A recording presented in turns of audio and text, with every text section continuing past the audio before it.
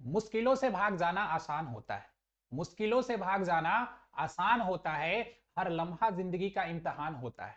मुश्किलों से भाग जाना आसान होता है, हर लम्हा जिंदगी का इम्तिहान होता है। डरने वालों को कुछ नहीं मिलता जिंदगी में, डरने वालों को कुछ नहीं मिलता जिंदगी में, और लड़ने वालों के कदमों में सारा जहान होता है। तो गाइस, डरना नहीं है हालातों से लड़के उसको पीछे छोड़ के आगे निकलना है। ठीक है, तो हेलो मेरे फ्रेंड्स, कैसे हो आप सब? उम्मीद है आप लोगों की तैयारी अच्छी चल रही होगी। एग्जाम आपका कल से स्टार्ट होने वाला है। अभी तक जितना भी प्रिपरेशन आपको करना था आप लोगों ने कर लिया होगा ना। ठीक है, और कल से आपका एग्जाम स्टार्ट हो रहा है। कल फर्स्ट पेपर है इंग्लिश का, आप लोग अच्छे से जाइए, इंग्लिश का एग्जाम देकर के आइए। और उसके बाद नेक्स्ट पेपर जो है आपका साइंस का है। और साइंस में आपको बहुत ही बेहतर करना है, क्योंकि अभी तक आपने क्या किया साइंस में, ठीक है छोड़ दीजिए। अभी भी आपके पास 5 दिन का टाइम है, जिसमें आप सारे चीजों को रिकॉल करके एक अच्छा मार्क्स स्कोर कर सकते हो, है ना। तो चलिए, जैसा कि हम लोगों ने सीरीज स्टार्ट किया था, उसी सीरीज में आज आपके सामने लेकर के आ गए हैं फिर से एक नया चैप्टर, केमिस्ट्री का फर्स्ट चैप्टर, जिसमें हम लोग पढ़ेंगे क्या, केमिकल रिएक्शंस के बारे में। और इस चैप्टर से जितने भी क्वेश्चंस बन सकते हैं, सबसे पहले हम लोग क्या करेंगे, क्वेश्चंस को, सॉरी, कंसेप्ट को डिस्कस करेंगे। और जैसे ही कंसेप्ट खत्म होगा, इस वीडियो के डिस्क्रिप्शन में आप जाइएगा या कमेंट बॉक्स में जाइएगा, तो आपको एक लिंक मिलेगा, और उस लिंक को क्लिक करके आप चले जाइएगा टेलीग्राम चैनल पे, है ना। और टेलीग्राम चैनल पे जाने के बाद क्या करना है, वहां से आपको क्वेश्चंस का एक सीट मिलेगा। और गाइज, इस चैप्टर से जितने भी क्वेश्चंस बनेंगे उस सीट में लिखे होंगे, और उस सीट से आपका एक भी सिंगल क्वेश्चन बाहर नहीं जाने वाला है। तो आपको क्या करना है, पहले इस वन शॉट को पूरा देखना है, जिसमें बहुत ही कम टाइम में हम लोग क्या करेंगे, सारे कंसेप्ट को एक बार रिवाइज कर लेंगे। और उसके बाद बस उस सीट में जितने भी क्वेश्चंस गिवन होंगे, उस क्वेश्चंस को एक बार अच्छे से प्रैक्टिस कर लेनी है एग्जाम में जाने से पहले। बाकी आपका काम 100% हो जाना है, उस सीट से एक सिंगल क्वेश्चन बाहर नहीं जाएगा। ठीक है, तो चलिए स्टार्ट करते हैं, ज्यादा टाइम वेस्ट नहीं करते आप लोगों का, और स्टार्ट करते हैं आज का क्लास, जिसमें हम लोग पढ़ने वाले हैं क्या, केमिकल रिएक्शंस एंड इक्वेशन। देखिए, क्लास 10 का केमिस्ट्री का फर्स्ट चैप्टर है केमिकल रिएक्शंस एंड इक्वेशन। तो देखिए, इस चैप्टर में हम लोग पढ़ते हैं, सबसे पहले स्टार्ट करते हैं केमिकल रिएक्शंस के बारे में।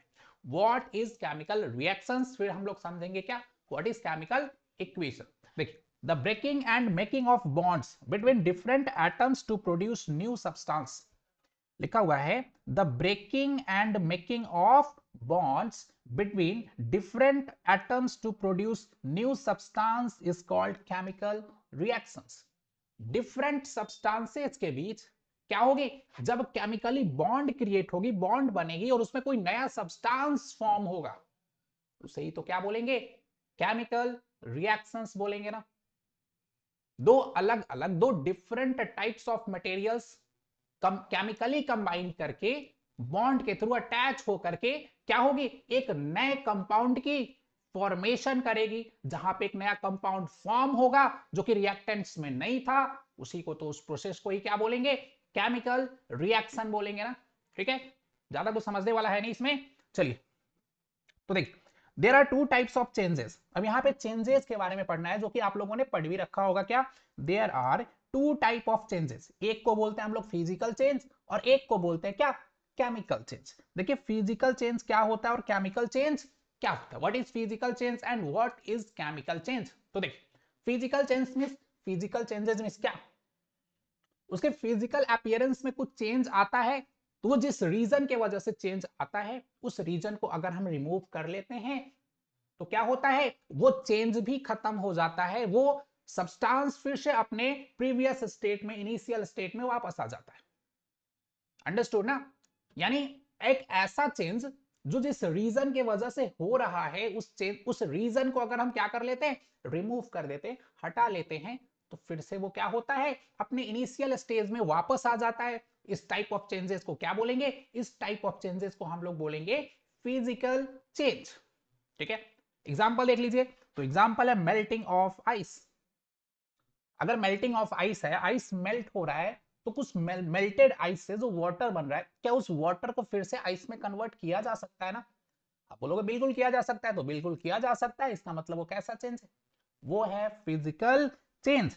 ठीक है, बट यहां पे देखिए, रस्टिंग ऑफ आयरन, लोहे पे जंग लगना ना, रस्टिंग ऑफ आयरन अगर हो रहा है, तो फिर से उससे प्रीवियस स्टेज वाला आयरन मिल सकता है, नहीं मिल सकता है ना। तो ये क्या हो गया, केमिकल चेंज हो गया ना। देखिए फॉर्मेशन ऑफ कर्ड, मिल्क से कर्ड का फॉर्मेशन हो रहा है। अगर मिल्क से कर्ड का फॉर्मेशन हो रहा है तो वापस कर्ड से मिल्क मिलेगा क्या, नहीं मिलेगा। इट मींस क्या है, ये केमिकल चेंज है ना, वो केमिकली चेंज हो गया, और जो केमिकली चेंज हो जाता है वो इजिली वापस नहीं आता है ना। तो ये हो गया केमिकल चेंज। आगे देखिए आप, देखिए फिजिकल चेंज और केमिकल चेंज में क्या क्या डिफरेंस है, आपको करनी क्या है, तो फिजिकल चेंजेस की कुछ एग्जांपल्स देख लेनी है और केमिकल चेंजेस की कुछ एग्जांपल्स देख लेनी है। हो सकता है एमसीक्यू में आपसे पूछा जाए कि कौन सा इसमें फिजिकल चेंज है और कौन सा इसमें केमिकल चेंज है, आपको लिखा हुआ सीट में सब कुछ मिल जाएगा। ठीक है, आगे देखिए, अब physical changes versus chemical change, क्या डिफरेंसेस है दोनों में। तो देखिए जो फिजिकल चेंज होता है वो चेंज इज टेम्पररी होता है, मतलब थोड़े समय के लिए वो चेंज आता है, फिर से वापस अपने इनिशियल स्टेज में चला जाता है ना। बट जो चेंज इन केमिकल चेंज होता है वो चेंज परमानेंट होता है। यानी केमिकल चेंज में अगर कुछ भी चेंज आ रहा है तो ऐसा नहीं है उस रीजन को हटाने की वजह से वो वापस फिर से अपने इनिशियल स्टेज में आ जाए, ऐसा बिल्कुल भी नहीं होगा। ऐसा नहीं होगा कि वो अपने फिर से इनिशियल वाले स्टेज में आ जाए, वो हमेशा के लिए चेंज हो जाएगा, परमानेंट चेंज हो जाएगा। जैसे वो परमानेंट चेंज हो गई ना, हाँ, तो वैसे ही केमिकल चेंज में क्या होगा, वो परमानेंट चेंज हो जाएगा। ठीक है, आगे no new substance is form, physical change में क्या होगा, कोई भी नया सब्सटेंस फॉर्म नहीं होगा। There is change only in physical properties, यहां पे जो चेंजेस आएगी ना, इसमें कोई नया सब्सटेंस फॉर्म नहीं होना है, यहां पे क्या होना है, केवल उसके फिजिकल प्रॉपर्टीज में कुछ चेंजेस आ जानी है। बट केमिकल चेंज में क्या होगा, new substances are formed with entirely different physical and chemical properties. Chemical properties में, सॉरी केमिकल चेंजेस में क्या होगी, तो यहां पे कंप्लीटली एक नया कंपाउंड, नया सब्सटेंस फॉर्म होगा जिसकी प्रॉपर्टीज प्रीवियस स्टेज वाले मटेरियल से क्या हो सकती है, कंप्लीटली डिफरेंट हो सकती है ना। कैसे, हाइड्रोजन और ऑक्सीजन के मिलने से क्या बनता है, वाटर बनता है। तो वाटर की प्रॉपर्टीज ना ही हाइड्रोजन के जैसी होती है ना ही ऑक्सीजन के जैसी होती है ना। आगे देखो आप, change can be reversed by the simple physical method, physical change जो होता है उस चेंज को फिर से रिवर्स किया जा सकता है, वापस स्टेज में, वापस इनिशियल स्टेज में लाया जा सकता है। कैसे, कुछ सिंपल फिजिकल मेथड का यूज करके ना।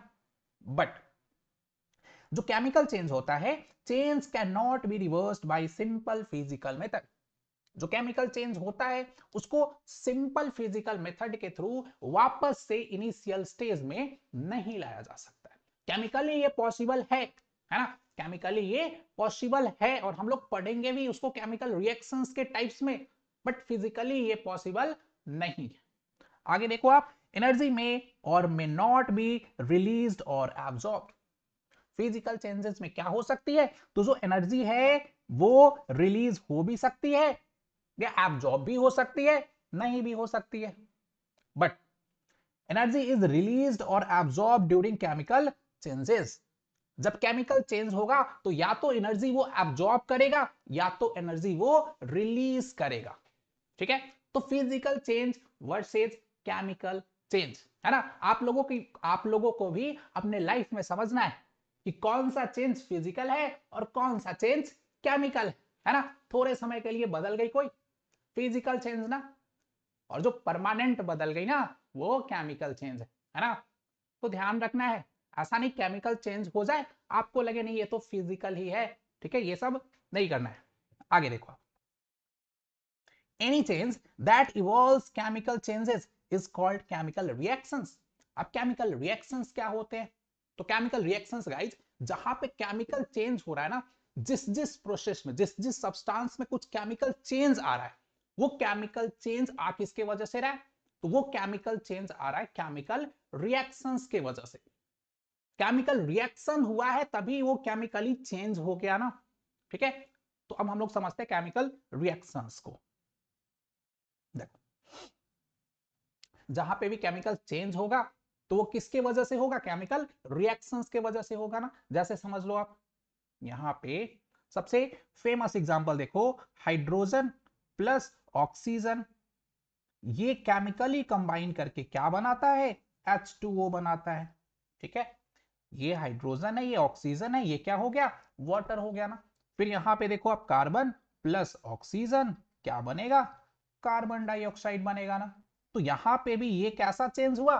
केमिकली चेंज हुआ ना, केमिकल चेंज हुआ। और केमिकल चेंज को जब हम लिख देते इस तरीके से, मतलब वर्ड के फॉर्म में लिखेंगे वो क्या होगा? केमिकल रिएक्शन होगा ना। और उसी को सिंबल के फॉर्म में, सिंबॉलिक फॉर्म में लिख देंगे तो वो क्या हो जाएगा? केमिकल इक्वेशंस हो जाएगा। तो देखो आप समझते हैं हम क्या केमिकल इक्वेशन के बारे में। देखो, the representation of chemical reactions in the form of फॉर्मूले or reactants and products separated by an arrow mark is called chemical equation।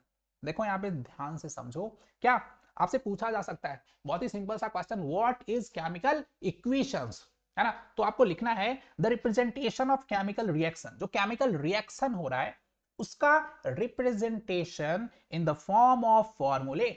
आप लोगों ने फॉर्मूला सिंबॉलिक फॉर्म तो पढ़ा है ना, एलिमेंट्स का, कंपाउंड्स का। तो उस सिंबॉलिक फॉर्म में ही केमिकल रिएक्शंस को रिप्रेजेंट कर देना, रिएक्टेंट्स एंड प्रोडक्ट्स दोनों को separated by an arrow mark, एक एरो लगा के रिएक्टेंट्स को लेफ्ट साइड, प्रोडक्ट को राइट साइड लिख देना। यही क्या कहलाता है? केमिकल इक्वेशन कहलाता है ना। अंडरस्टूड है ना।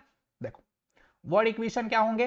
जैसे सपोज करो यहां पे मैग्नीशियम का रिएक्शन किसके साथ हो रहा है? ऑक्सीजन के साथ हो रहा है। मैग्नीशियम का रिएक्शन ऑक्सीजन के साथ हो रहा है, तो फॉर्म क्या हो रहा है? मैग्नीशियम ऑक्साइड फॉर्म हो रहा है ना।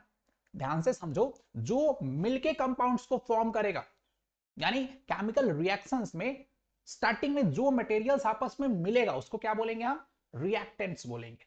और जो बाद में बनेगा उसको क्या बोलेंगे? उसको बोलेंगे प्रोडक्ट ना।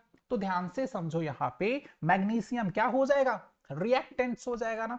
ऑक्सीजन भी क्या हो जाना है? रिएक्टेंट्स हो जाना है ना। बट फाइनली यहां पे फॉर्म क्या हो रहा है? मैग्नीशियम ऑक्साइड ना। तो मैग्नीशियम ऑक्साइड क्या हो जाना है? मैग्नीशियम ऑक्साइड प्रोडक्ट हो जाना है। अब वर्ड के फॉर्म में लिखिए, ये क्या है? केमिकल रिएक्शन है ना। वर्ड के फॉर्म में लिख दिए तो ये क्या हो गया? केमिकल रिएक्शन हो गया ना। बट इसी को क्या करेंगे हम? देखो मैग्नीशियम के लिए क्या लिखेंगे? Mg लिखेंगे। ऑक्सीजन के लिए क्या लिखेंगे? O2 लिखेंगे। और मैग्नीशियम ऑक्साइड के लिए क्या लिख देंगे? MgO लिख देंगे। और एक एरो के थ्रू इसको क्या कर देंगे? हम सेपरेट कर देंगे। तो क्या हो जाएगा? यही यही हो जाएगा chemical equation. symbolic representation of chemical reaction is known as chemical equation। ठीक है। और जहां कहीं भी हम क्या करेंगे? केमिकल इक्वेशन को लिखेंगे, वहां पे हमें इस केमिकल इक्वेशन को बैलेंस भी करना पड़ेगा।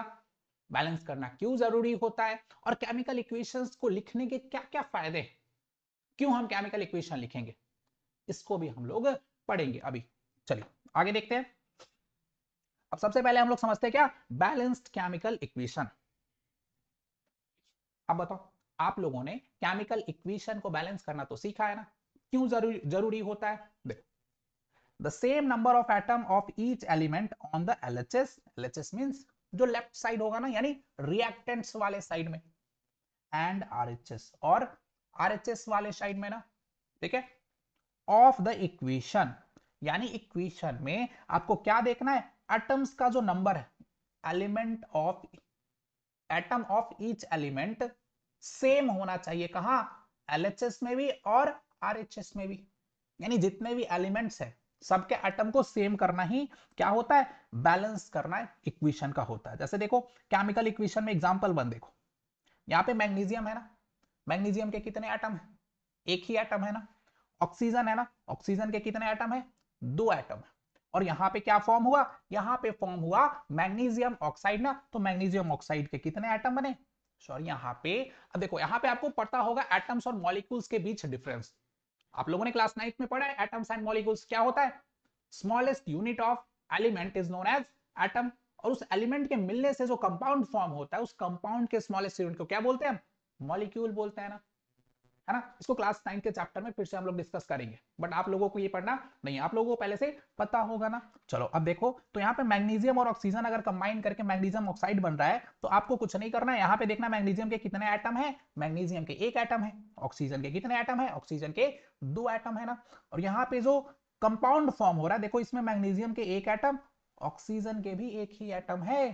तो आपको पता है ना, आप लोगों ने law of conservation of mass पढ़ा है ना। हाँ, तो यहाँ पे तो वो लागू होना चाहिए ना, वो फॉलो होना चाहिए ना। बाकी का एक ऑक्सीजन कहाँ चला गया? तो इसीलिए हम लोग क्या करेंगे, यहां भी ऑक्सीजन को 2 बनाएंगे। अब इसके लिए क्या करेंगे, तो देखो यहां पे अगर हम 2 पुट कर देते हैं ऐसे, तो देखो यहां पे ऑक्सीजन तो 2 हो गया, मैग्नीशियम भी कितना हो गया, मैग्नीशियम भी 2 हो गया ना। यहां पे हमको मैग्नीशियम को क्या करना पड़ेगा, 2 करना पड़ेगा। तो 2Mg plus O2 is equal to 2MgO। ये हमारा बैलेंस्ड केमिकल इक्वेशन हो गया। इस तरीके से हम क्या करेंगे, इक्वेशंस को बैलेंस कर लेंगे। ठीक है, और इसके भी कुछ रूल्स होते हैं, बेसिकली कुछ मेथड्स होते हैं कि कैसे हम टफ टफ वाले इक्वेशंस को बैलेंस कर पाए। तो उसमें सबसे पहले आपको किसको बैलेंस करने की ट्राई करनी है, मेटल्स को। ठीक है, मेटल्स को पहले बैलेंस करना है, नॉन मेटल्स को बाद में बैलेंस करना है। ठीक है, देखिए तो ये था मैग्नीशियम MgO का बैलेंस्ड इक्वेशन। देखो आपको प्रैक्टिस कर लेनी है, यहाँ पे आयरन है, यहाँ पे H2 है, यहाँ पे Fe3O4 फेरिक ऑक्साइड बनाना। अब इसको बैलेंस करना, प्लस में H2 भी बनाना। अब यहाँ पे इसको बैलेंस करने का प्रैक्टिस आपको खुद से करके जाना है, क्योंकि खुद प्रैक्टिस करोगे तो सीखोगे, है ना, और खुद सीखोगे तो एग्जाम में अच्छा कर पाओगे ना। और हाँ, ऐसा नहीं सोचना ये तो ईजी है, क्या क्या ही प्रैक्टिस करनी है इसकी। इजी क्वेश्चंस क्या करते हैं, छूट जाते हैं एग्जामिनेशन में, क्योंकि उस पर कोई ध्यान ही नहीं देता, उसका कोई प्रैक्टिस ही नहीं करके जाता। तो ये बिल्कुल भी नहीं करनी है आपको। कुछ केमिकल इक्वेशंस की जो यहाँ पे गिवन है, जो सीट मिलेगा इसके जस्ट नीचे पीडीएफ वाले लिंक में, उसमें जो इक्वेशंस गिवन है वो ऐसे ही इक्वेशंस गिवन है जो बार बार एग्जामिनेशन में पूछे गए। और इस बार भी एग्जामिनेशन में उसमें से ही कुछ केमिकल इक्वेशन आना है, तो उसका प्रैक्टिस तो एटलीस्ट करके ही जाना है। चलो आगे देखते हैं हम। देखो यहाँ पे बहुत सारे गिवन है, आपको ये वाला भी नोट्स मिल जाना है डिस्क्रिप्शन में जाके। टेलीग्राम चैनल को डाउनलोड कर लेना है और वहां से आपको डाउनलोड कर लेना है। देखो अब इंफॉर्मेटिव इक्वेशन क्या, केमिकल इक्वेशन को जब हम लिखते हैं, देखो एक तो होगा केमिकल रिएक्शन, एक तो होगा केमिकल इक्वेशन। तो जब हम केमिकल रिएक्शन को लिखेंगे तो केमिकल रिएक्शन वर्ड के फॉर्म में होगा ना, और वर्ड के फॉर्म में होगा तो इससे हमें बहुत सारी इंफॉर्मेशन नहीं मिलती है जो हमें केमिकल इक्वेशन के फॉर्म में लिखने से मिल जाती है। केमिकल रिएक्शन में हमें केवल इतना पता चलता है कौन सा एलिमेंट कौन से एलिमेंट के साथ कंबाइन कर रहा है और कौन सा कंपाउंड फॉर्म हो रहा है, बस इससे ज्यादा कुछ नहीं मिलता है। बट अगर इसके प्लेस पे हम क्या लिखते हैं, केमिकल इक्वेशन लिखते हैं, तो देखो उससे हमें क्या क्या इंफॉर्मेशन मिल जाती है। देखो जब हम केमिकल इक्वेशन को लिखेंगे तो जो एलिमेंट सॉलिड स्टेट में होगा उसके लिए हमें क्या लिखना है, एस लिखना है उसके बगल में ब्रैकेट में ना। जो लिक्विड स्टेट में होगा उसके लिए एल लिख देना है, जो गैसियस स्टेट में होगा जी, या फिर ये एरो का यूज भी हम कर लेते हैं। ठीक है, आप लोगों ने केमिकल इक्वेशन देखा होगा तो वहां पे ये एरो दिखता है कभी कभी, H2 गैस बन रहा है, उसके बगल में ऐसे एरो लगा हुआ है, इट मींस ये गैसियस स्टेट में। अब देखो जो भी एलिमेंट्स या कंपाउंड वाटर सॉल्युबल सॉल्यूशन होगा ना, अगर कोई कंपाउंड फॉर्म हो रहा है वो एक्वस सॉल्यूशन में है, वाटर के सॉल्यूशन में, तो यहाँ पे AQ लिख लेना है। अगर कोई प्रेसिपिटेट फॉर्म हो रहा है, आगे हम लोग जल्द ही पढ़ेंगे प्रेसिपिटेशन रिएक्शन क्या होता है और कौन कौन से प्रेसिपिटेट से क्वेश्चंस बनेंगे इस बार। ठीक है, तो देखो यहाँ पे क्या करेंगे हम, डाउन एरो का यूज कर सकते हैं। उसके बाद देखो reactions conditions such as temperature pressure and catalyst. कोई भी केमिकल रिएक्शन जो है वो अगर टेम्परेचर पे डिपेंडेंट है, अगर वो प्रेशर पे डिपेंडेंट है, या किसी और कैटलिस्ट के प्रेजेंटेशन में, कैटलिस्ट के होने के कारण अगर अपने स्पीड को तेज या धीमा स्लो या फास्ट कर ले रहा है, मतलब अगर किसी कैटलिस्ट के वजह से वो इंफॉर्मेशन इफेक्ट हो रहा है, तो उसको हम क्या करेंगे, इंडिकेट करेंगे एबव और बिलो द एरो। यानी केमिकल इक्वेशन को लिखने के समय जो हम एरो का यूज करते हैं वहां पे या तो ऊपर लिख लेंगे, यहां तो या तो नीचे लिख लेंगे ना। तो ये सारा काम हमें करना है जब हम केमिकल इक्वेशन को लिखेंगे ना। आगे देखो, जैसे देखो हम यहाँ पे एक केमिकल इक्वेशन को पढ़ते हैं, देखो यहाँ पे क्या लिखा हुआ है, यहाँ पे लिखा हुआ है Fe मतलब आयरन ना, यहाँ पे लिखा हुआ है H2O, यहाँ पे क्या Fe3O4 और यहाँ पे H2 ना। ध्यान से देखो यहाँ पे S लिखा हुआ है, इसका मतलब क्या, ये किस फॉर्म में है, ये सॉलिड फॉर्म में है ना। उसका देखो H2O ये लिक्विड फॉर्म में है, यहाँ पे Fe3O4 फेरिक ऑक्साइड किस फॉर्म में है, सॉलिड फॉर्म में है। और यहाँ पे H2 गैस जो बन रहा है, देखो उसके बगल में क्या अप एरो लगा हुआ है, मतलब ये किस फॉर्म में है, ये गैसियस फॉर्म में है। और यहाँ पे अगर कैटलिस्ट वगैरह होता तो उसको हम इस एरो पे लिख के रिप्रेजेंट कर सकते थे। साथ ही यहाँ पे देखो जब हम इस इक्वेशन को बैलेंस कर लेंगे तो देखो हमें ये भी पता चल रहा है कि Fe के कितने एटम, 3 एटम H2O के कितने एटम के साथ कंबाइन करते हैं, 4 एटम के साथ कंबाइन करते हैं तो Fe3O4 के एक ही मॉलिक्यूल फॉर्म होते हैं, साथ में क्या होना है, हाइड्रोजन गैस के 4 एटम फॉर्म हो रहे हैं। तो ये सारा इंफॉर्मेशन अगर हम केमिकल रिएक्शन के प्लेस पे केमिकल इक्वेशन को लिखते हैं तो उससे हमें मिल जाता है ना। ठीक है, देखो आगे भी कुछ केमिकल इक्वेशंस गिवन है, इसकी प्रैक्टिस आपको खुद से कर लेनी है। देखो यहाँ पे प्रेशर की बात है तो प्रेशर को इसके ऊपर लिखा गया है। ठीक है, अब देखो ये बहुत ही फेमस केमिकल इक्वेशन है, आपको पता है, आप देख करके बताओ ये किस चीज का केमिकल इक्वेशन है, आप लोगों ने तो पहले पढ़ रखा है ना। तो बताओ CO2 plus H2O C6H12O6 plus O2 plus H2O किस चीज का केमिकल इक्वेशन है? तो गाइस ये केमिकल इक्वेशन है फोटोसिंथेसिस का। फोटोसिंथेसिस, जिस प्रोसेस के हेल्प से प्लांट्स क्या करते हैं, अपना फूड प्रिपेयर करते हैं ना। और ये बहुत ही इंपॉर्टेंट है गाइस, इसको आप बैलेंस करके जाना अच्छे से, ये एग्जामिनेशन में आने का चांसेस बहुत ज्यादा है इसके, क्योंकि ये बार बार पूछा गया है ना। तो देखो थोड़ा सा टफ भी है, टफ क्या है बट आप प्रैक्टिस कर लोगे तो आ जाएगा। तो देखो यहाँ पे CO2 एक्वस सॉल्यूशन, CO2 किसमें होता है, एक्वस सॉल्यूशन में होता है। H2O वाटर है, लिक्विड फॉर्म में होता है, और सनलाइट और क्लोरोफिल के प्रेजेंस में, सनलाइट और क्लोरोफिल के प्रेजेंस में ये कंबाइन करता है और क्या बनाता है, ग्लूकोज बनाता है, जो कि एक्वस सॉल्यूशन में होता है, एक्वस फॉर्म में O2 बनाता है और H2O बनाता है। अब देखो यहाँ पे 6CO2 प्लस 12H2O क्या बनाता है, C6H12O6 plus 6O2 plus 6H2O। रट लो इसको भाई, अगर नहीं लगता है कि वहां पे इसको बैलेंस नहीं कर पाओगे तो रट लो इसको। एक तो ये, दूसरा रेस्पिरेशन का, एक तो ये केमिकल इक्वेशन, दूसरा कौन सा, रेस्पिरेशन का। रेस्पिरेशन में क्या होता है, ये C6H12O6 के साथ ऑक्सीजन कंबाइन करेगा, बनेगा क्या, H2O plus CO2 plus ATP के फॉर्म में एनर्जी बनेगा। तो उसको भी बैलेंस करके, अगर बैलेंस कर सकते हो तो ठीक है, नहीं कर सकते हो, लगता है नहीं कर सकते हैं, रट लो भाई, आएगा एग्जामिनेशन में आएगा, है ना। चलो आगे देखो, अब हम लोग पढ़ते हैं केमिकल रिएक्शंस, तो हम लोगों ने जाना ना। अब हम लोग पढ़ते हैं कि केमिकल रिएक्शंस कितने टाइप के होते हैं, how many types of chemical reactions. तो देखो सबसे पहला केमिकल रिएक्शन का टाइप होता है वो है कॉम्बिनेशन रिएक्शन। क्या, कॉम्बिनेशन रिएक्शन। दूसरा है डिकम्पोजिशन रिएक्शन, और डिकम्पोजिशन का भी 3 पार्ट होता है, डिटेल में पढ़ेंगे। उसके बाद आता है डिस्प्लेसमेंट रिएक्शन। क्या, डिस्प्लेसमेंट रिएक्शन। उसके बाद आता है डबल डिस्प्लेसमेंट रिएक्शन। आप बोलोगे सर ये तो हम लोग को पहले से पता है, तो देखो पहले से तो पता है, इसके अंदर पढ़ना यह है कि कॉम्बिनेशन रिएक्शन के अंदर कौन कौन से इंपॉर्टेंट केमिकल इक्वेशंस है जिसको एग्जाम में पूछा जाएगा, तो वो पढ़ना है। ठीक है, ये तो सबको पता है क्या होता है कॉम्बिनेशन रिएक्शन, क्या होता है डिकम्पोजिशन रिएक्शन, और क्या होता है डिस्प्लेसमेंट और डबल डिस्प्लेसमेंट रिएक्शन। आपको पता है अगर 2 example of double displacement reaction का पूछ ले एग्जामिनेशन में तो कौन सा लिख के आना है, या फिर डबल डिस्प्लेसमेंट रिएक्शन के बेसिस पे क्वेश्चन फॉर्म होगा तो उसमें कौन से इक्वेशंस के आने के चांसेस सबसे ज्यादा है ना, उसको पढ़ना है भाई मेरे, उसको पढ़ना है। आगे देखो oxidation reaction, reduction reaction, redox reaction, जिसमें दोनों हो जाएगा, ऑक्सीडेशन भी होगा रिडक्शन भी होगा, और precipitation reaction, exothermic reaction and endothermic reaction. ठीक है, आपको दिख रहा है, अब दिख रहा होगा ना। ठीक है, तो ये सारे टाइप्स ऑफ रिएक्शंस हम लोग क्या करेंगे आज के क्लास में पढ़ेंगे, और बहुत ही डिटेल में पढ़ेंगे। एक सिंगल क्वेश्चन आपके इस स्लाइड से बाहर नहीं जाएगा। ठीक है, देखो अब सबसे पहले हम लोग पढ़ते हैं क्या, combination reaction. What is combination reaction. तो देखो, a reaction in which 2 or more reactants combine to form a single product is called chemical combination या फिर combination reaction।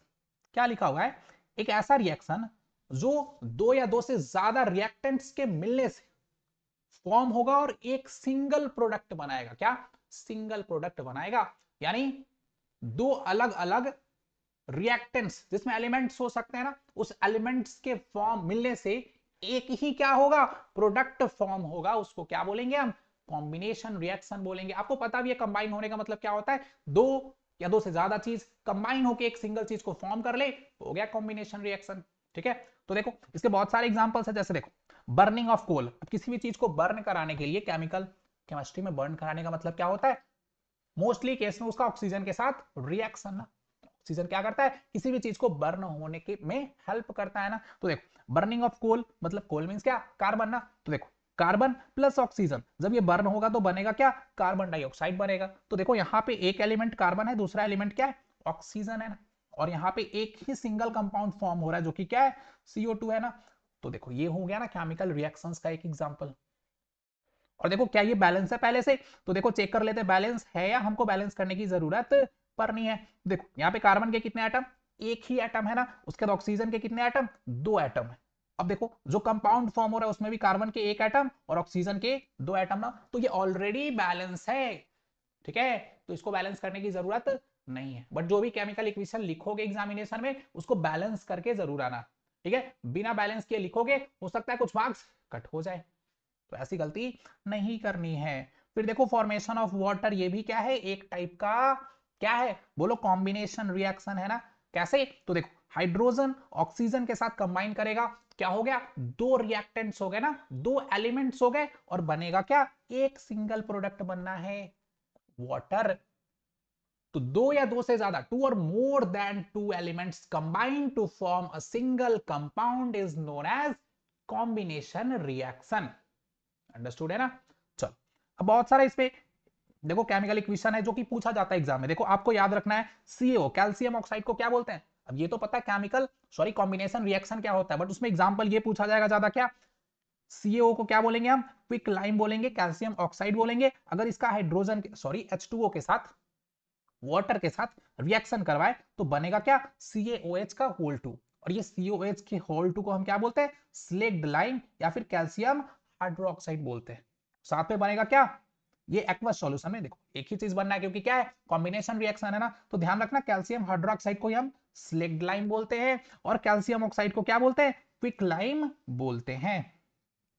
अब इस रिएक्शन को भी तुम लोग क्या करोगे, आप लोग करोगे इसको बैलेंस करने का ट्राई, प्रैक्टिस करके जाना भाई मेरे कि बैलेंस कैसे करेंगे। देखो बैलेंस है क्या, चेक कर लेते क्या बैलेंस है, अगर नहीं होगा तो कर लेंगे। देखो कैल्शियम के कितने एटम, यहाँ पे कैल्शियम के एक एटम, यहाँ पे भी कैल्शियम के एक एटम ना। बताओ ऑक्सीजन के कितने एटम, तो एक एटम यहाँ पे, एक एटम यहाँ पे। तो यहाँ देखोगे तो यहाँ भी दो एटम हो गए ना ऑक्सीजन के। डन है। आगे देखो हाइड्रोजन के कितने एटम, हाइड्रोजन के दो एटम। तो भाई मेरे ये तो पहले से ही क्या है, बैलेंस है, इसको भी बैलेंस करने की कोई जरूरत नहीं है ना। तो जो केमिकल इक्वेशन पहले से बैलेंस है बहुत अच्छी बात है, बट जो बैलेंस नहीं है उसको बैलेंस करके ही लिखना है, ये गलती एग्जाम में नहीं करनी है। चलो आगे देखते हैं। तो सेकेंड टाइप ऑफ हमारा केमिकल रिएक्शन जो आता है उसमें क्या है, सेकेंड टाइप है हमारा डिकम्पोजिशन रिएक्शन। क्या है, डिकम्पोजिशन रिएक्शन। तो देखो डिकम्पोजिशन रिएक्शन क्या होता है, a reaction in which a single reactant break down to form two or more product is known as decomposition reaction। देखो जो कॉम्बिनेशन रिएक्शन था जस्ट उसका अपोजिट क्या हो जाना है, उसका अपोजिट हो जाना है डिकम्पोजिशन रिएक्शन। कैसे, कॉम्बिनेशन रिएक्शन में टू और more than two elements combine करके एक सिंगल प्रोडक्ट फॉर्म करते थे।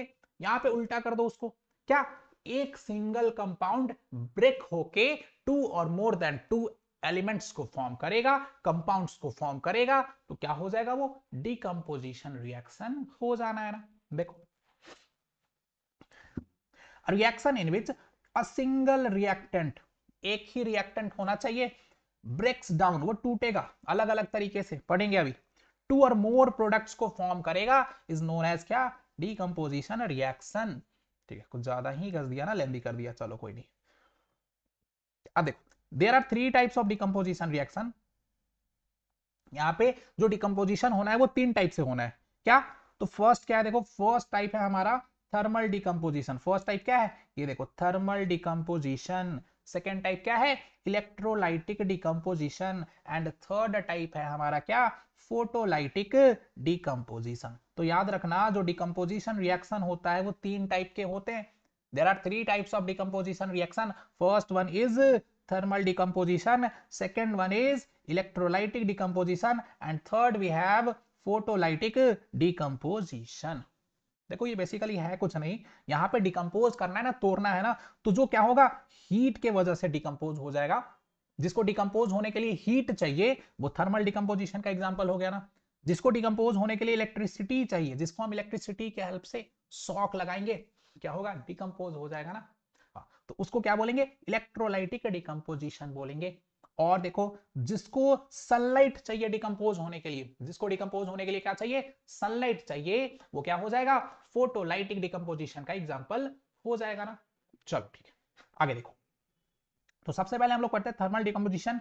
पता हो गया थर्मल डिकम्पोजिशन क्या होता है, बट इसके अंदर कौन कौन से रिएक्शंस को रिमेंबर रखना है, तो ये ध्यान से देख लो, नहीं होता है कहीं लिख लो, ठीक है। देखो, इसके इसके अंदर हमको पढ़ना है क्या, FeSO4। देखो थर्मल डिकम्पोजिशन का एग्जांपल क्या होता है, तो अगर हम फेरस सल्फेट को हीट प्रोवाइड करेंगे तो वो किस में टूटेगा, देखो Fe2O3 फेरिक ऑक्साइड में टूटेगा, फिर SO2 सल्फर डाइऑक्साइड में टूटेगा, फिर SO3 सल्फर ट्राइऑक्साइड में टूटेगा। और ये एक एग्जांपल है क्या, थर्मल डिकम्पोजिशन का। देखो एक सिंगल सा रिएक्टेंट है ना FeSO4, फेरस सल्फेट, हीट के वजह से टूट के तीन तीन प्रोडक्ट फॉर्म कर रहा है, हो गया ना डिकम्पोजिशन।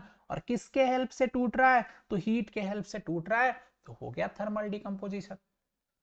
इसके अंदर दूसरा एग्जांपल आपको याद रखनी है, देखो calcium chloride, sorry calcium carbonate, क्या CaCO3 को क्या बोलेंगे, कैल्शियम कार्बोनेट बोलेंगे ना, इसी को हम लाइमस्टोन भी बोलते हैं, याद रखना, कैल्शियम कार्बोनेट को क्या बोलते हैं, लाइमस्टोन बोलते हैं। उसके बाद देखो, अगर इसको भी हम हीट प्रोवाइड करेंगे तो ये भी देखो, एक तो कैल्शियम ऑक्साइड में टूटेगा, दूसरा ब्रेक होगा कार्बन डाइऑक्साइड में। और कैल्शियम ऑक्साइड को हम लोगों ने पढ़ा है क्या बोलते हैं, क्विक लाइम बोलते हैं ना। कैल्शियम ऑक्साइड को किस नाम से जानते हैं, क्विक लाइम के नाम से जानते हैं ना। तो याद रखना, देखो एक सिंगल सा रिएक्टेंट टूट के क्या कर रहा है, दो अलग अलग प्रोडक्ट फॉर्म कर रहा है, दो अलग अलग कंपाउंड फॉर्म कर रहा है, हो गया ना डिकम्पोजिशन। और किसके हेल्प से टूट रहा है गाइस, ये टूट रहा है हीट के हेल्प से ना, तो हो गया थर्मल डिकम्पोजिशन। देखो डेफिनेशन थोड़ी पढ़ना है हमको, एग्जांपल्स पढ़ के जाना है जहां से क्वेश्चंस बनने हैं, ठीक है। चलो, इसका थर्ड एग्जांपल याद रख सकते हो, वो क्या है, तो देखो वो है PbNO3, जिसको हम क्या बोलते हैं, सॉरी PbNO3 का होल 2, जिसको हम लेड नाइट्रेट बोलते हैं। एग्जामिनेशन में पूछ लेगा what is the chemical formula of PbNO3, ठीक है। PbNO3 का केमिकल फॉर्मूला क्या है, सॉरी लेड नाइट्रेट का केमिकल फॉर्मूला क्या है, PbNO3 ना, ठीक है। चलो, अगर इसको भी हम हीट प्रोवाइड करते हैं, तो इसको भी हीट प्रोवाइड करने से देखो क्या बनना है, एक तो लेड ऑक्साइड बनना है, PbO बनना है ना, दूसरा NO2 बनना है, नाइट्रोजन डाइऑक्साइड बनना है, और तीसरा बन जाना है क्या, ऑक्सीजन। तो देखो एक रिएक्टेंट हीट के वजह से ब्रेक हो रहा है कितने, तीन कंपाउंड्स में, है ना। तो a single reactants breaks to form two और more products is known as decomposition reaction. और अगर वो हीट के वजह से टूट रहा है तो क्या हो जाना है, थर्मल डिकम्पोजिशन का एग्जांपल हो जाना है। तो देखो थर्मल डिकम्पोजिशन के अंदर हम लोगों ने तीन रिएक्शन को पढ़ा, तीनों इंपॉर्टेंट, ठीक है। चलो, अब हम लोग पढ़ेंगे क्या, अब हम लोग पढ़ेंगे फोटोलाइटिक डिकम्पोजिशन। फोटोलाइटिक डिकम्पोजिशन के बारे में ना, देखो फोटोलाइटिक डिकम्पोजिशन के बारे में देखो, decomposition reaction taking place in the presence of light. देखो फोटोलाइटिक डिकम्पोजिशन क्या होगा, decomposition reaction taking place in the presence of light. वैसा डिकम्पोजिशन रिएक्शन जो किसके हेल्प से ब्रेक होगा, तो वो सनलाइट के हेल्प से ब्रेक होगा ना। देखो फोटोलाइटिक का मतलब क्या, अगर वो सनलाइट के हेल्प से ब्रेक हो जा रहा है तो उसको क्या बोलेंगे हम, उसको बोलेंगे फोटोलाइटिक डिकम्पोजिशन ना। अंडरस्टूड है। तो देखो अब इसके अंदर कौन कौन से एग्जांपल्स हमको पढ़ के जाने हैं, तो देखो फर्स्ट एग्जांपल है AgCl, सिल्वर क्लोराइड, याद रखना AgCl को क्या बोलते हैं, सिल्वर क्लोराइड बोलते हैं ना। अगर सनलाइट के प्रेजेंस में इसको रखेंगे तो ये क्या हो जाएगा, ब्रेक हो जाएगा और बनाएगा क्या, सिल्वर और क्लोरीन बनाएगा, क्या बनाएगा, सिल्वर और क्लोरीन बनाएगा ना। तो देखो एक सिंगल रिएक्टेंट सनलाइट के हेल्प से टूट के दो अलग अलग कंपाउंड फॉर्म कर रहा है, तो हो गया फोटोलाइटिक रिएक्शन का, फोटोलाइटिक डिकम्पोजिशन का एग्जांपल ना, बोलो, हो गया ना फोटोलाइटिक डिकम्पोजिशन का एग्जांपल। और रिएक्शन को याद रख के जाना, रिएक्शन को देखो, दूसरा रिएक्शन है क्या, AgBr, जिसको सिल्वर ब्रोमाइड बोलते हैं। सनलाइट के प्रेजेंस में ये भी टूट जाता है, किसमें, सिल्वर और ब्रोमीन में। ठीक है, तो यहाँ पे इस केमिकल रिएक्शन का प्रैक्टिस करके जाना। देखो यहाँ पे सब बैलेंस करके दिया हुआ है ना, इसका प्रैक्टिस 100% करके जाना गाइस। जो बैलेंस करने के लिए मिलेगा या फिर जो भी इक्वेशंस तुमको बनने हैं एग्जामिनेशन में, वो यही सारे एग्जांपल्स बनने हैं। ठीक है, बहुत सारे एग्जांपल्स, बहुत सारे रिएक्शंस पढ़े हो ना इस चैप्टर में, अराउंड 40-50, बट 40-50 का प्रैक्टिस करके नहीं जाना है। जो इसके एग्जांपल्स में बता रहा हूं ना तुम्हें, ये सब करके जाना, 100% इसी से क्वेश्चंस फॉर्म होगा। ठीक है, आगे देखो। थर्ड टाइप भी है डिकम्पोजिशन का, वो है इलेक्ट्रोलाइटिक डिकम्पोजिशन। और देखो इलेक्ट्रोलाइटिक डिकम्पोजिशन क्या होता है? Decomposition reaction taking place in the presence of electricity. वैसे डिकम्पोजिशन रिएक्शन जिसको डिकम्पोज करने के लिए हमको क्या करना चाहिए? हमको चाहिए इलेक्ट्रिसिटी। इलेक्ट्रिसिटी का यूज करके अगर हम डिकम्पोज कर रहे हैं तो वो क्या हो जाना है? इलेक्ट्रोलाइटिक डिकम्पोजिशन का एग्जांपल। देखो इसमें सबसे फेमस क्या है? अगर हमको वाटर को ब्रेक करना है ना, वाटर को डिकम्पोज करना है, तो क्या करेंगे? उसके अंदर हम इलेक्ट्रोलाइसिस करवाएंगे इलेक्ट्रिसिटी के हेल्प से, और वो क्या होगा? हाइड्रोजन और ऑक्सीजन में ब्रेक हो जाएगा। और हाइड्रोजन ऑक्सीजन में ब्रेक होके देखो दो अलग अलग एलिमेंट फॉर्म कर दिया ना, तो हो गया ना डिकम्पोजिशन रिएक्शन इलेक्ट्रिसिटी के हेल्प से, तो इलेक्ट्रोलाइटिक डिकम्पोजिशन। इसके अंदर एक ही एग्जांपल याद रखो, क्या? वाटर का। Now we have displacement reaction. क्या होगा डिस्प्लेसमेंट रिएक्शन? देखो आप लोगों ने क्या इसके पहले वाले चैप्टर में पढ़ा होगा ना, सॉरी इसके पहले वाले चैप्टर में नहीं, आप लोगों ने पढ़ रखा होगा रिएक्टिविटी सीरीज के बारे में। रिएक्टिविटी सीरीज में क्या करना था? अलग अलग क्या कर ट्रिक से आप लोगों ने याद किया होगा ना। देखो अभी तक भी जिसको याद नहीं है रिएक्टिविटी सीरीज, भाई क्या ही करोगे एग्जामिनेशन में तुम? हाँ बताओ, रिएक्टिविटी सीरीज तुमको अगर रिमेंबर नहीं है क्या करोगे? तुम्हारे पास लिखा हुआ भी होगा, मैं बताने वाला भी नहीं हूं, याद करो जाके, कुछ काम खुद से करना ही चाहिए, खुद से लिखो। बहुत सारे ट्रिक्स अवेलेबल है, नहीं समझ आता है गूगल पे देखो कौन से ट्रिक से रिमेंबर करना है। बिना ट्रिक के अगर रिमेंबर कर सकते हो तो कर लो, और कर ही लो, ये तुमको हेल्प करेगा एग्जामिनेशन में। अब देखो डिस्प्लेसमेंट रिएक्शन, अब जिसको रिएक्टिविटी सीरीज ही नहीं रिमेंबर है, कैसे करोगे डिस्प्लेसमेंट रिएक्शन का एग्जांपल? नहीं कर सकते ना। ठीक, देखो when a more reactive element displace less reactive elements from its compound is called displacement reaction। अब देखो अगर एक केमिकल रिएक्शन हो रहा है, तो केमिकल रिएक्शन में ध्यान से देखो, यहाँ पे एक एलिमेंट है, यहाँ पे एक कंपाउंड है ना, दोनों तो है रिएक्टेंट्स में ही ना, बोलो रिएक्टेंट्स में ही ना। बट यहाँ पे ध्यान से देखो, कॉपर जो है वो आयरन से कम रिएक्टिव होता है, मतलब आयरन जो है वो कॉपर से ज्यादा रिएक्टिव होता है। रिएक्टिविटी सीरीज में आयरन क्या होता है? कॉपर से ऊपर आता है ना, और कॉपर से ऊपर आता है तो जैसे ही क्या होगा, देखो इस रिएक्शन में, यहाँ पे देखो इस रिएक्शन में जैसे ही आयरन का एंट्री होगा ना, जो ज्यादा ताकतवर है ना, जो ज्यादा ताकतवर है, देखो वो क्या होगा? कम ताकतवर को यहां से डिस्प्लेस कर देगा। लाइफ में भी खुद को इतना प्रिपेयर करके रखो कि किसी दूसरे के आने से तुम्हारा डिस्प्लेसमेंट ना हो जाए। अक्सर ऐसा होता है, अक्सर ऐसा होता है ना। चलो ठीक ठाक सब कुछ चल रहा है, किसी तीसरे के एंट्री लेने से तुम्हारा डिस्प्लेसमेंट हो जाता है। तो खुद को इतने स्ट्रांग बना के रखो कि कोई तुम्हें डिस्प्लेस कर ही ना पाए। चलो ठीक है, तो देखो यहां पे क्या होना है? यहां पे जैसे ही आयरन आएगा, ये कॉपर को इस कंपाउंड से डिस्प्लेस करके बाहर कर देगा, और खुद सल्फर के साथ क्या करेगा? कंपाउंड फॉर्म कर लेगा। तो क्या हो जाएगा? देखो आयरन प्लस कॉपर सल्फेट बनेगा आयरन सल्फेट, बस कॉपर कहां चला जाएगा बेचारा? बाहर, है ना। खुद को क्या बनाओ? आयरन बनाओ, कॉपर नहीं। समझ रहे हो ना? चलो आगे देखो, जिंक और यहाँ पे कॉपर सल्फेट, है ना। जिंक भी क्या होता है? ज्यादा रिएक्टिव होता है कॉपर से, और जैसे ही इस कंपाउंड के पास आएगा, देखो कॉपर यहां से डिस्प्लेस हो जाएगा, और जिंक सल्फेट एक कंपाउंड फॉर्म हो जाएगा, कॉपर बाहर हो गया। तो किसी एक मोर रिएक्टिव एलिमेंट के वजह से दूसरा लेस रिएक्टिव एलिमेंट क्या हो रहा है? किसी भी कंपाउंड से डिस्प्लेस हो जा रहा है। इसी को तो बोलेंगे क्या? Displacement reaction. अंडरस्टूड है ना? चलो ठीक है, एक और एग्जांपल देख लो इसका, क्या? पीबी और CuCl2 lead plus copper chloride. अब यहां ध्यान से देखो, तो कॉपर जो है वो पीबी से भी लेस रिएक्टिव होता है। जैसे इसके साथ आएगा, देखो PbCl2 लेड क्लोराइड बन जाएगा, बेचारा कॉपर बाहर चला जाएगा, है ना। कॉपर से रिलेट कर पा रहे हो? हाँ चलो कोई नहीं, कोई नहीं, एग्जाम दो पहले अच्छे से। देखो अब हम लोग पढ़ेंगे क्या? Double displacement reaction. क्या? Double displacement reaction. तो देखो अब यहां पे भाई, अगर तुम मेरे को डिस्प्लेस करोगे, मैं भी तुझे डिस्प्लेस करूंगा। मतलब एक ही रिएक्शन के अंदर दो दो एलिमेंट का क्या हो जाएगा? अगर डिस्प्लेसमेंट हो जाएगा, एक्सचेंज हो जाएगा। बेसिकली डिस्प्लेसमेंट नहीं बोलेंगे, यहां पे बोलेंगे क्या? एक्सचेंज।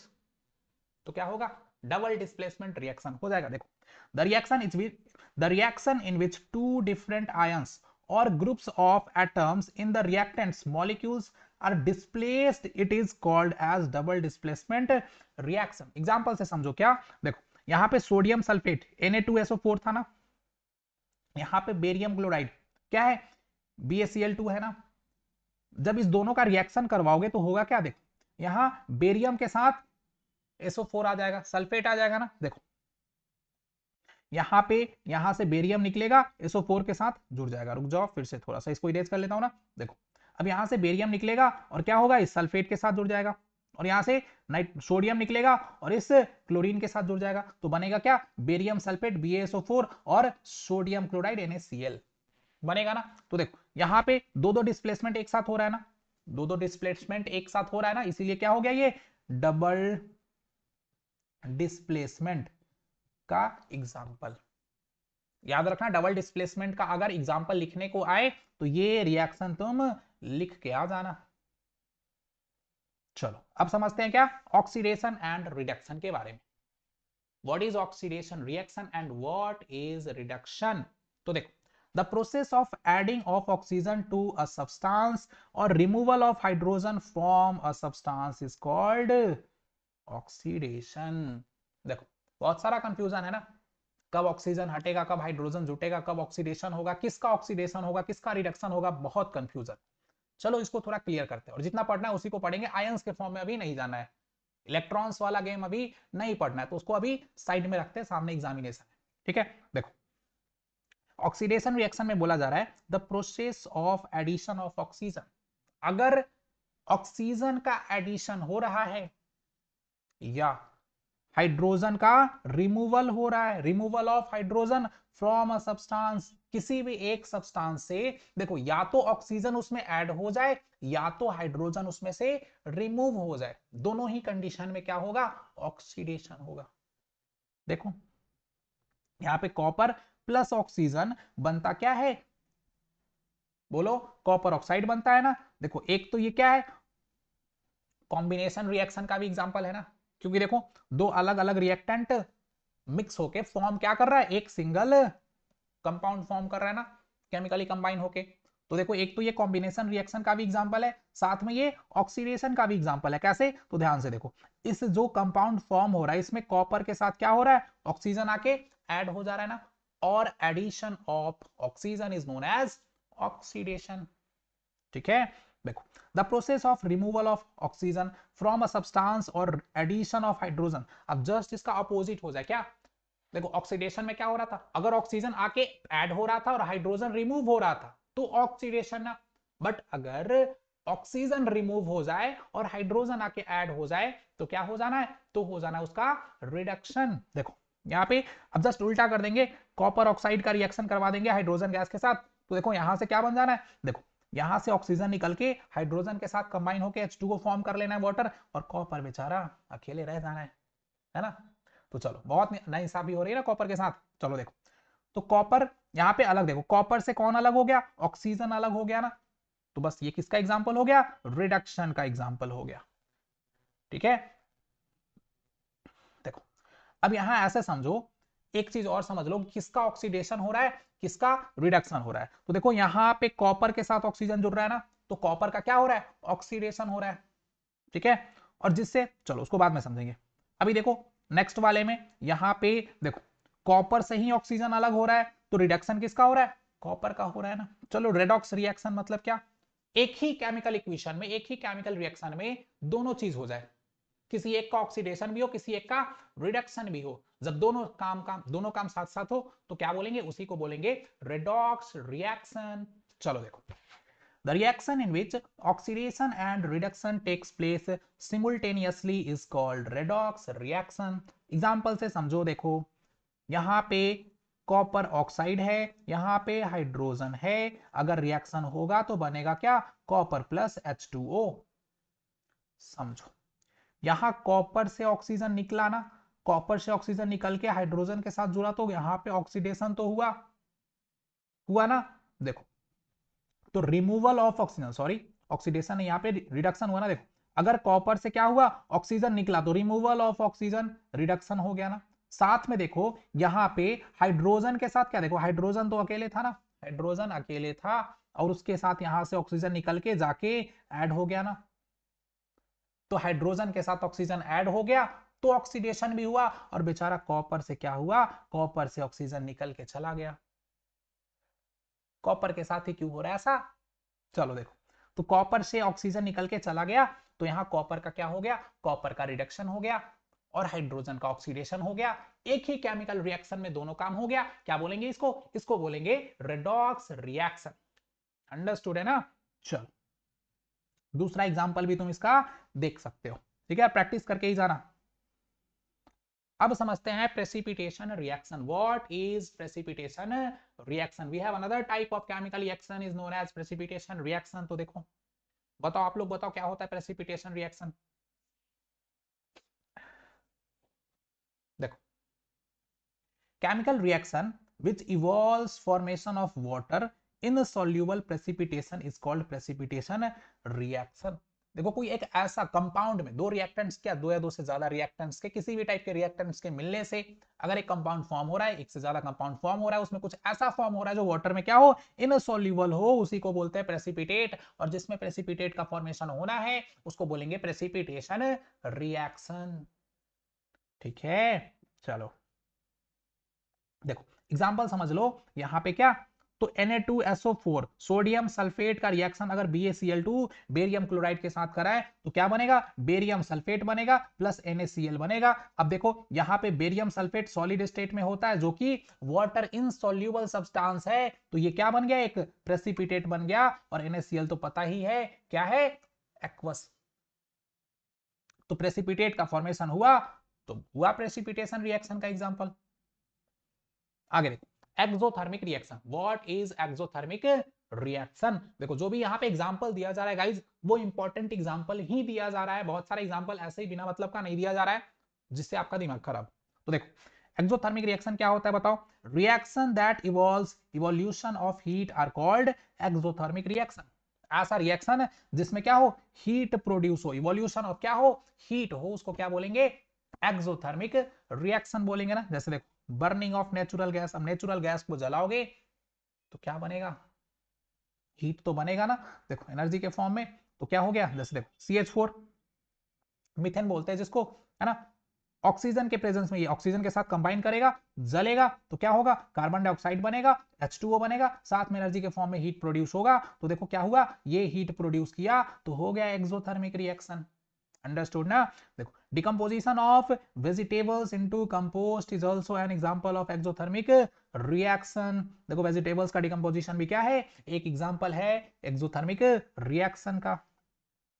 देखो रेस्पिरेशन, अब रेस्पिरेशन भी एक टाइप का क्या है, एक्सोथर्मिक रिएक्शन है।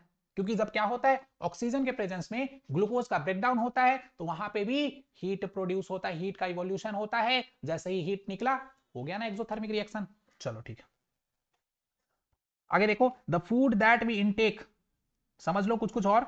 The food that we intake is broken down into simpler substances such as carbohydrates, proteins, fats during digestion.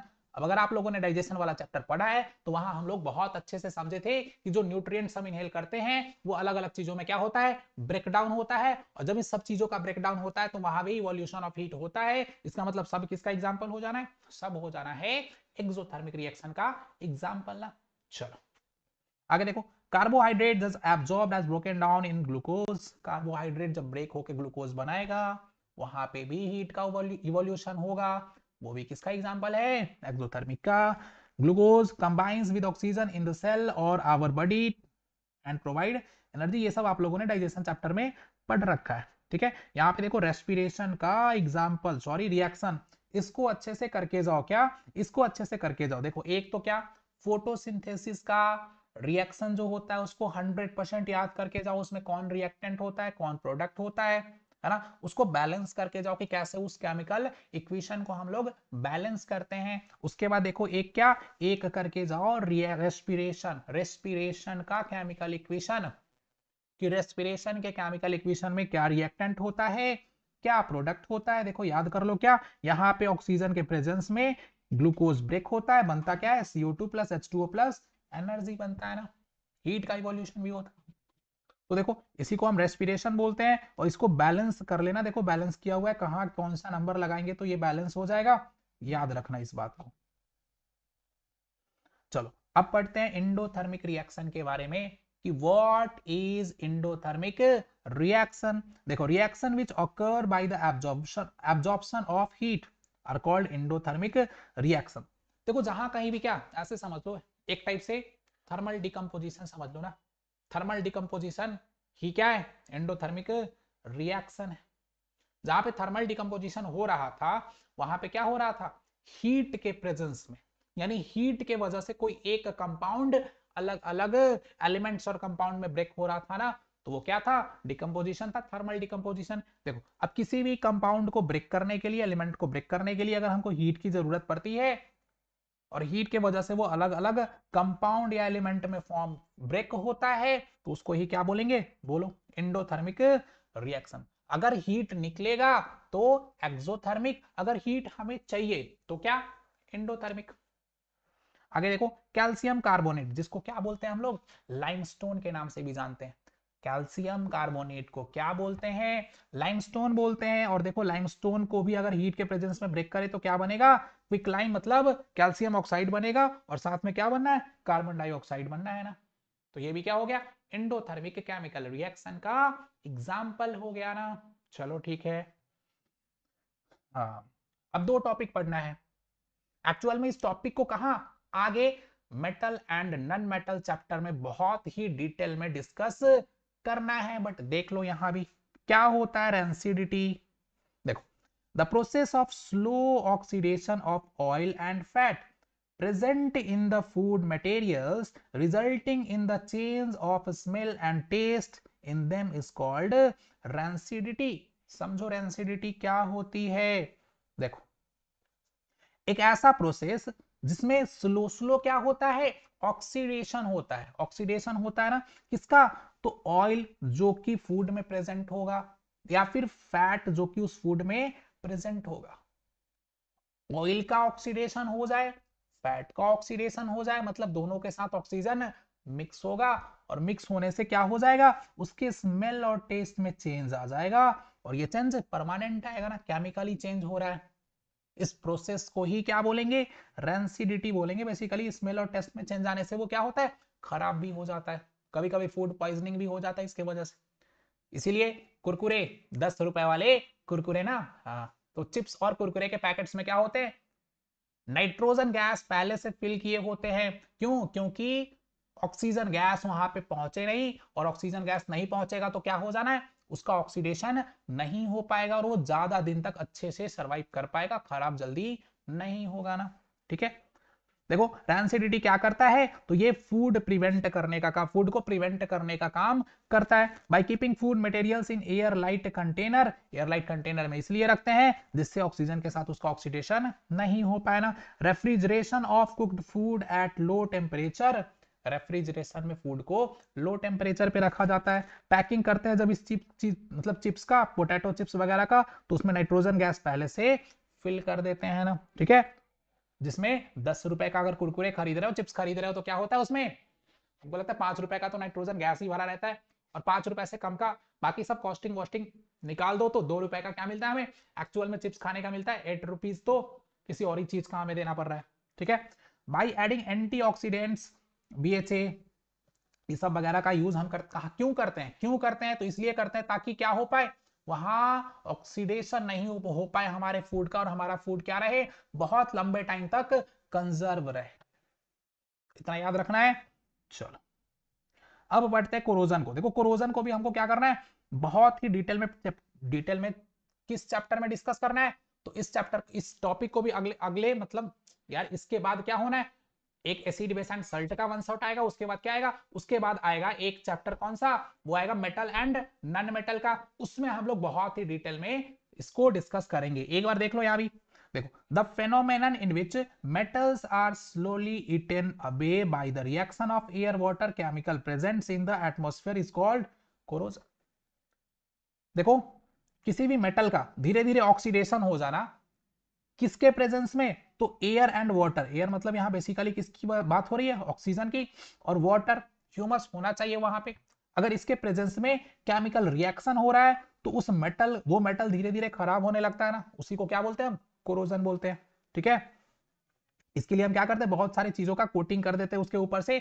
अगर कोटिंग कर देंगे मेटल के ऊपर तो वो ऑक्सीजन के साथ रिएक्ट ही नहीं कर पाएगा, रिएक्ट ही नहीं कर पाएगा तो कोरोजन होगा ही नहीं, और वो मेटल लंबे टाइम तक कंजर्व रहेगा ना। ठीक है, रस्टिंग ऑफ आयरन भी क्या है? एक टाइप का इसी का एग्जांपल है। रस्टिंग ऑफ आयरन कोरोजन का ही एक एग्जांपल है, क्योंकि उसमें क्या होता है? आयरन एटमॉस्फेयर के एयर और मॉइस्चर के साथ क्या कर लेता है? कंबाइन करके खराब होना स्टार्ट हो जाता है। इस प्रोसेस को क्या बोलते हैं? रस्टिंग ऑफ आयरन बोलते हैं। इसको प्रिवेंट करने के लिए हम क्या करते हैं? उस पर पेंट वगैरह कर देते हैं ना। आयरन पे क्या करते हैं? पेंट वगैरह कर देते हैं। चलो ठीक है, जो कि अलाउ नहीं करता ऑक्सीजन को और मॉइस्चर को किसके कांटेक्ट में आने से? आयरन के सरफेस के कांटेक्ट में आने से, जिसके वजह से आयरन बहुत टाइम तक क्या रहता है? कंजर्व रहता है ना।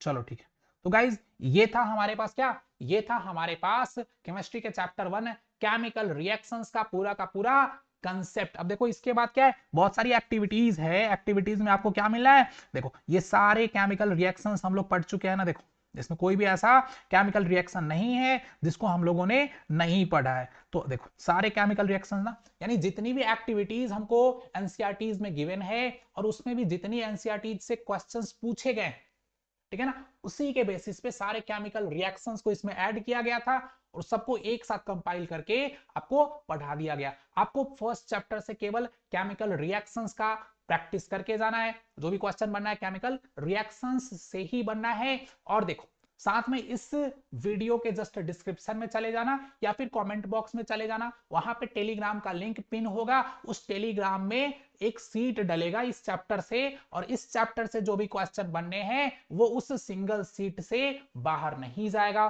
बहुत ही मेहनत करके उस सीट को बनाया गया है। तो चलो क्या कर लेना है, वहां से उसको डाउनलोड कर लेना है, बस उसी का प्रैक्टिस करते रहना है। एक एक करके सारे चैप्टर्स का वन शॉट ऐसे ही एग्जामिनेशन से पहले आ जाएगा और आपका साइंस पूरी तरीके से कंप्लीट हो जाएगा। ठीक है गाइस, तो चलिए इस वीडियो को यहीं तक रखते हैं।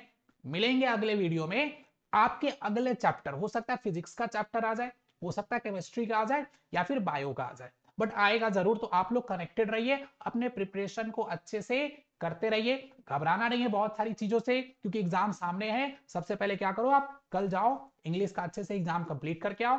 4 के आओ एग्जाम में, क्या एकदम 4 के आना है। ठीक है, चलो good bye, best of luck.